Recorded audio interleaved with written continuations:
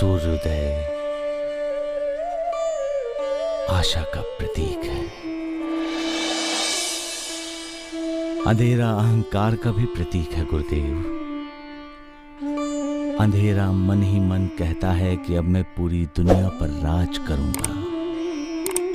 मैंने सूर्य को ढक दिया है, मैं श्रेष्ठ हूं। लेकिन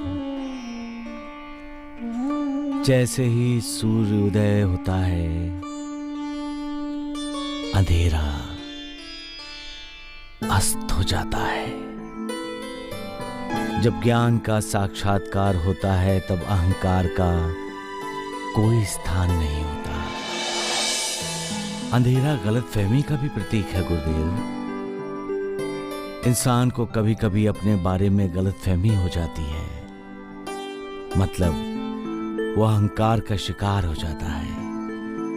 उस समय उसके मन में अंधेरा ही छा जाता है गुरुदेव।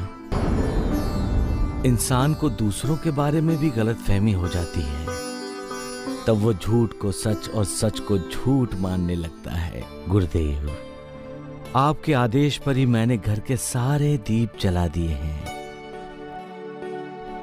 अब यदि किसी के मन में अंधेरा है, तो वो भी दीप के प्रकाश से अंधेरा निकल जाएगा। सबका मालिक एक। बंटवारा क्या होता है मालिक? क्या चीजों को आपस में बांट लेना ही बंटवारा है? कहते हैं लोग दुख में शामिल होते हैं अपनों का दुख बांटने के लिए। इसका मतलब यही हुआ कि लोग अपनों का दुख बांट लेते हैं। कोई सुख में शामिल होता है अपनों का सुख बांटने के लिए। इसका मतलब हुआ कि लोग सुख आपस में बांटते हैं। क्या यही बंटवारा है? जमीन जायदाद बंटवारा होता है क्या? परंतु क्या रिश्तों का बंटवारा होता है? क्या प्यार का बंटवारा होता है? क्या माता पिता का बंटवारा होता है?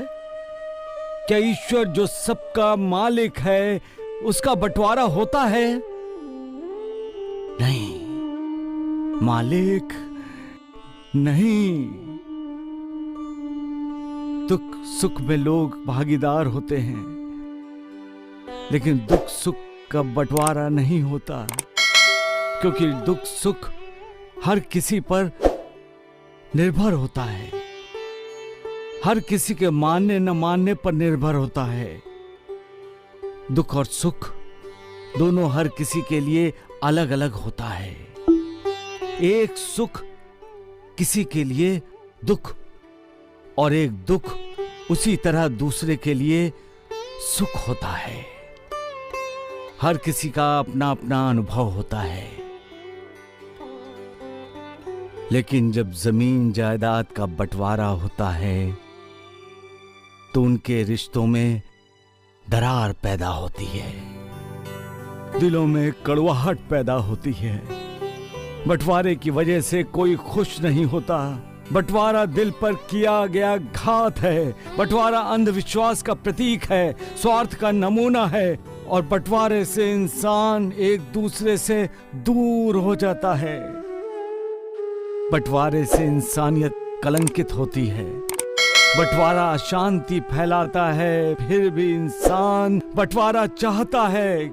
क्यों? सबका मालिक एक।